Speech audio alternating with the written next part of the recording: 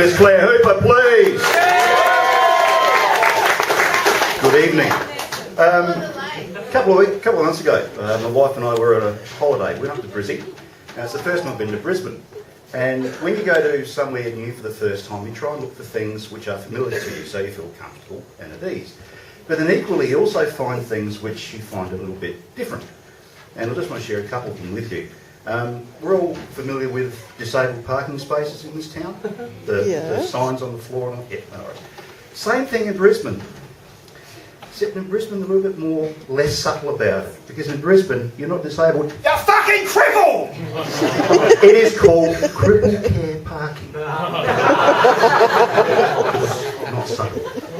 The second thing, we're driving down the road one day and there's pedestrian activated lights, like we have here, except 2/3 up on the pole was this sign that said, blind people cross here.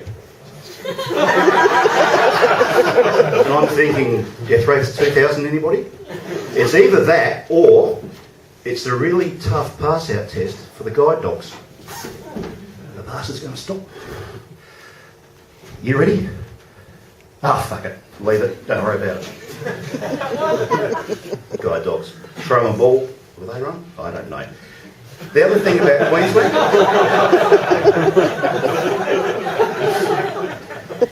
The other thing about Queensland, we all have state mottos. Ours is the festival state, Queensland, the sunshine state. Funny thing is though, the further you get away from Brisbane, it changes. It becomes God's own, and it's set with further. God's own, we're God's own country. And I'm thinking, great, God's own country, a place fit for God to live. Which means Jesus would live within too. So father and son, so he'd get the sole parent pension, because let's face it, the mother shot through to Joe the donkey dealer. It would then make, would it not, Bundaberg Rum the Holy Spirit. Which then puts a whole different slant on Easter. Because it could have gone something like this. There's Jesus and some of his mates from the gang of 12, all right for Friday night, bottle of pumpkin. They hook into it. They hook into it so bad they get maggoted. So maggoted, in fact, they lose all the Saturday. And the first Signs of Life could have been on Sunday. And it could have gone something like this.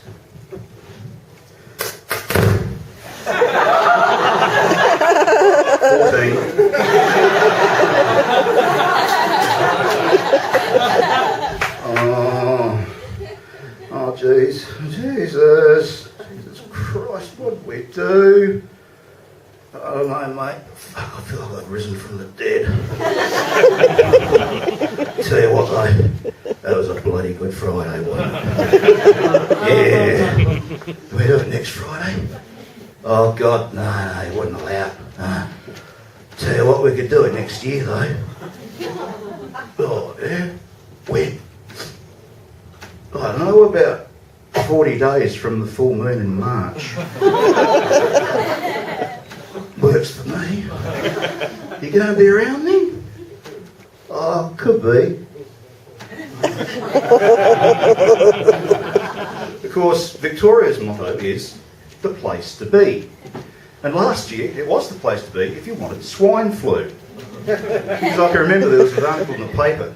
There's Australia with all the states and territories with the incidences of swine flu. And there was Victoria, looking for all the world like our version of Mexico.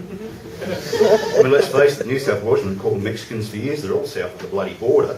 And I know you're thinking, but wait, there's Tasmania. What's our version of Colombia? They grow drugs and they're weird people. It's true, just us, the CSIRO. But of course, my take on swine flu is the consequences go further than just medical cases. I mean, it affects children. Think about all the children's literature that have to change. I mean, the three little pigs, instead of, I'll huff and I'll puff and I'll blow you, back off, stable, we'll sneeze on you. They become weapons of mass biological destruction.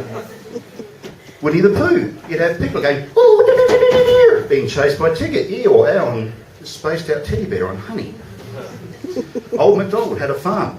Farmageddon for him, no horses, no pigs, no poultry.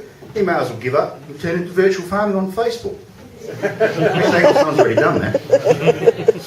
But with children's literature, there's one segment that hasn't been hit by this, and that's the Harry Potter books. I mean, my kids have got Harry Potter books, they've read them all, they love them. But as imaginative and as inventive as J.K. Rowling, the author, was, she didn't need an invisibility cloak for Harry to be invisible. All she needed to do was get him to carry one of these outside a supermarket for 2 hours in an afternoon, and you are fucking invisible. Thank you and good night.